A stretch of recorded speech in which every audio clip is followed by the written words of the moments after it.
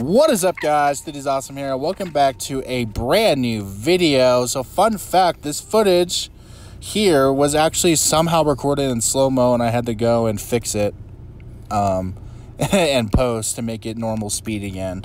So this is my Rosy Boa. This is Nancy. She is my beautiful Bay of Lay, Allah, however you pronounce it. And I've been wanting to do this for a while. This is going to be really cool. Like, I got her to eat in my hands. Like, eat while I was holding her. And to me, this is really cool because she does, like, these gentlest bites ever. And I'm going to stop talking so you can, hear the takedown. But she gives it, like, little kisses. And then it turns into not a kiss anymore. Yeah, I thought she was going to do like a gentle takedown, but no, that's Nancy. She loves to eat, so she doesn't disappoint here. Yeah, this is something I wanted to do, and this is something I try to do with her and some of my other Rosy Boas. Not Paprika just yet, because he's still a little antsy pants, so I haven't tried it with him yet. But with Boo, doesn't seem interested. It seems like for the most part, when you hold your snakes, they're not in food mode and will never be in food mode until they're done being handled. And I feel like I have achieved a level of trust here because she's eating in my hands. She's at her most comfortable. And if it's just her, a Rosy Boa just love eating food, well, my other ones probably will not do this because they probably don't feel as secure. And, most of the time, like some snakes, when they constrict their prey, they kind of like look around them to make sure that there are no predators. You can see this a lot in a lot of cases and a lot of videos in the wild and in captivity. They kind of look around before they eat, and then they try to find the head again. Yeah, this is really cool. You see she's wrapped around my thumb right there, and you would think that she's squeezing my thumb. Actually, no. What was really interesting about this is that I can feel her like tightening up in my palm. As like the mouse moved more. But in my thumb, like she never squeezed the thumb, nothing like that. She was just simply holding on to it. And I know like snakes, like a lot of people say that they're cute, but they're not as bright as they are. I feel like that's true, but I feel like that's true with any animal, and like every animal is intelligent to a certain extent. The snake knows in this instance, this individual knows that my thumb is not food, and so she's not squeezing my thumb. Like I feel like people just don't give animals credit that they deserve. Like, yeah, there's individuals in some instances where they're not very bright and they eat themselves. Like in this instance here, so Nancy, this is what kind of makes me nervous in the future, is because I don't mind feeding her live, because at this stage I don't mind, because the animal cannot fight back and hurt my snake. There's no teeth.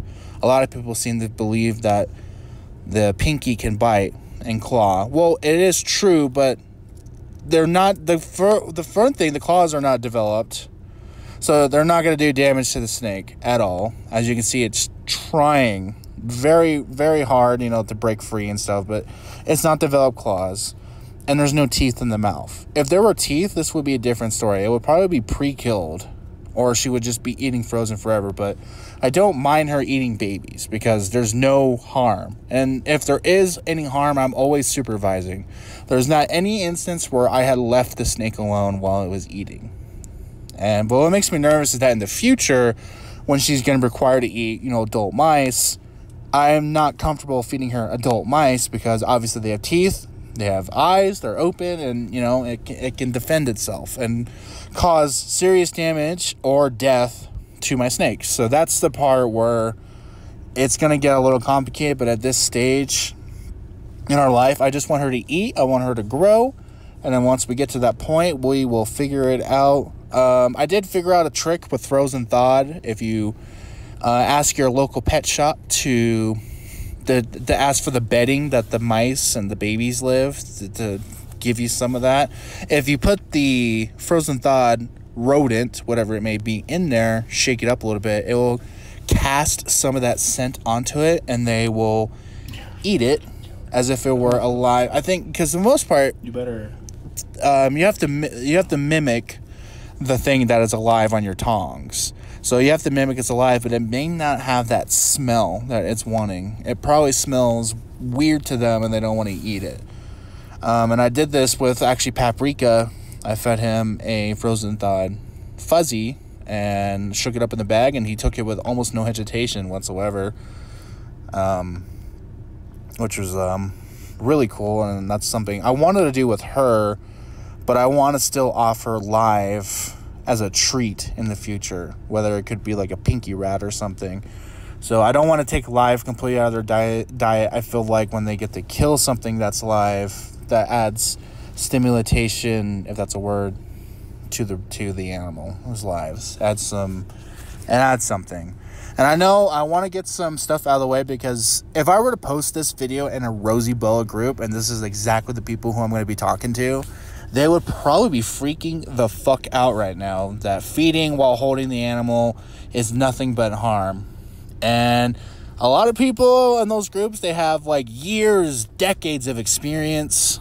But all I'm going to tell you is it most likely does not cause any harm to the snake. Obviously, the snake is eating. It's not stressed out. I have established a bond, and I have earned the snake's trust, so that can't really happen, I guess. I mean, if she was stressed out, so like before, when I first got her, not when I first got her, but my first month or two with her, you know, I had this idea and I tried it. She did not want to do it. Now she's more uncomfortable with doing it, and I don't believe it caused any harm. And then when it says that she's gonna bite me in the future, this is like maybe a one-time thing. I just wanted to do it to try it. And this is what happened. I got it on film, which was cool. So I may not do this again. And is she going to bite me in the future? Probably, but it's not a big deal. And honestly, this snake in particular knows the difference between my thumb and a fuzzy. And I did this in the same day. I was showing my friend. He got to meet all my snakes in the same day, which was really cool. And, you know, I was showing him, demonstrating that she knows it's my thumb. And I wiggled it in front of her. She did nothing. And I had a fuzzy that day, a live one, and then I stuck it in her face, and then she immediately took it down. So this individual is smart, and I'm more confident in saying that. So I don't ever think that she's going to mistake me as food unless my hands smell like food. Or some will say that my scent is going to get on the fuzzy, and then every time she smells me, she's going to think that's food because my scent was on that fuzzy. I mean, it probably is possible, but again, this was a one-time thing. And I might do it in the future, maybe to show people. Maybe I want to take my Rosies and like show classrooms these amazing snakes, and maybe she's more comfortable with eating in my hands, and that'd be really cool for people to see, because, you know, watching them eat in their enclosure is one thing, but when you can like hold them in your hands and you can rotate them in a way where it's not going to disturb them, and you can just see them do it. Like, I got some crazy shots in this, and that was really cool for me. And now I have it on my YouTube channel forever, and I can always come back to this whenever I want to like educate somebody, or, you know, show somebody something cool. Like, it's my snake and it's eating in my hands. I think that's pretty cool. I'm not gonna say that I'm like a snake god and I'm a snake whisperer and I can, you know, Harry Potter this shit and make friends with any type of snake. I just think with this individual, I established trust enough where she's comfortable with eating in my hands, and that's really all there is to it. I did debate on posting some of this footage in Rosy Boa keeper groups on Facebook, but I just don't know. I mean, I want to see what fellows would say, but some groups don't allow, you know, live eating, so I have to look at admin rules real quick, and then maybe post it. Well, we'll see. We'll see what happens. But I'm telling you guys right here on my YouTube channel that that's what I'm thinking about doing, but I'm hesitant. Very, very, very hesitant. But that's it for this video, guys. I'm going to have to add more footage to this because as I'm commentating this, the footage is over, and I'm just commentating over a in Image. It's still Image. So I have to end it here. The car's all nice and warm now, and I have to go home and play some zombies with my friend because I told him I would after 9, and it's way little after 9. So thank you guys for watching this video, and to any Rosy Boa keepers out there, what do you guys think? Are you freaking out? If you're freaking out, I mean, you can put it in the comments. I'm not going to remove it. I'm just not going to take it to heart because I got thick skin. And this is not a big deal. So, anyway, that's it for this video, guys. Thank you guys so much for watching this video. And as always, stay awesome.